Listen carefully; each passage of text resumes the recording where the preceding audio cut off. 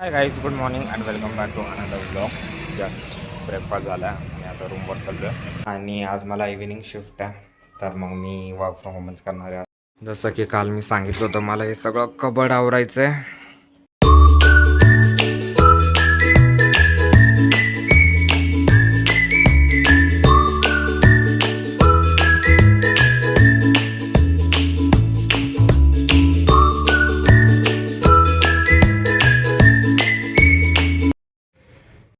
जेवण झालं आज फक्त अंड्याचं लोणचं आणि चपाती.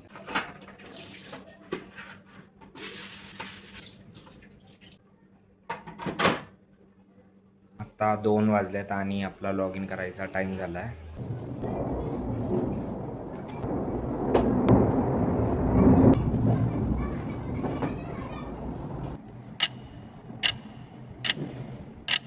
साडेपाच वाजलेत and now I am taking a quick break.